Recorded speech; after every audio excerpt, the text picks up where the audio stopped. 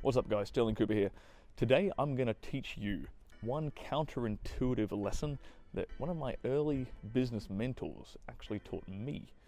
And every single time I have applied it, it has improved my life, improved my business, and helped me to make more money. So I'm going to teach that to you guys today.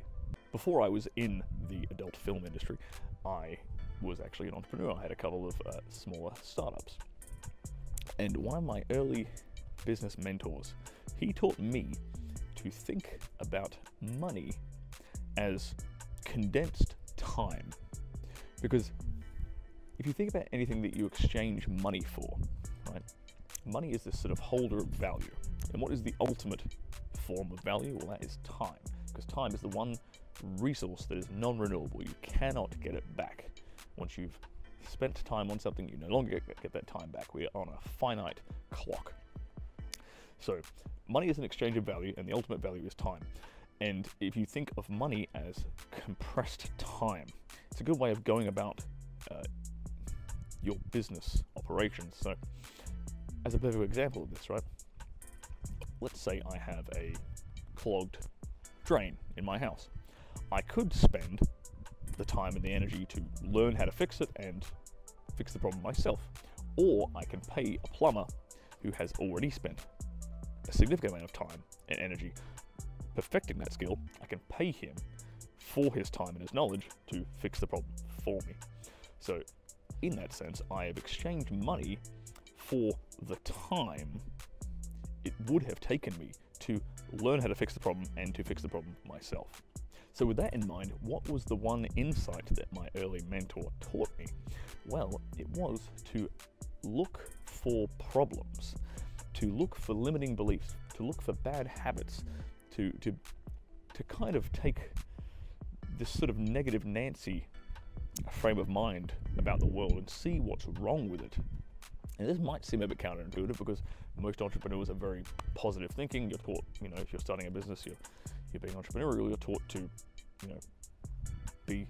look on the bright side of life, I guess, in a certain way, to focus on the positive and not focus on the negative. But what my mentor taught me was that you look for problems in the world.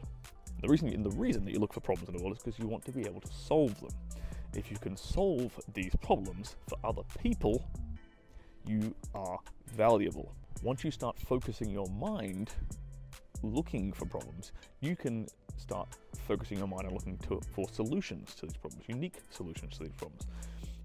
And you can preemptively solve other people's problems. So this frame of mind is how you actually come up with new product ideas, how you come up with new service ideas, books, apps, gadgets, things you can invent, things you can create.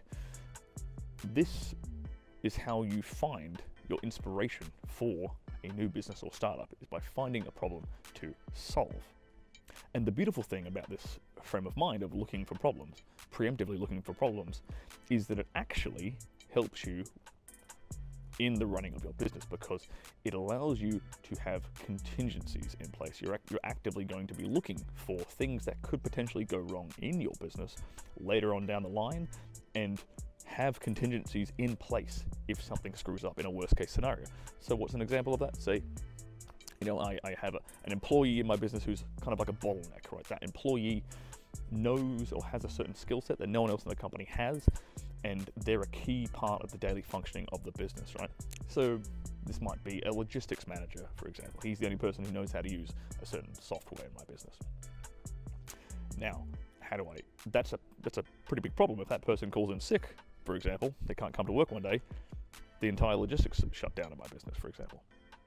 So how can I fix that problem? Well, I can fix that problem by having a couple of other employees in the business cross-learn a particular skill set that he has.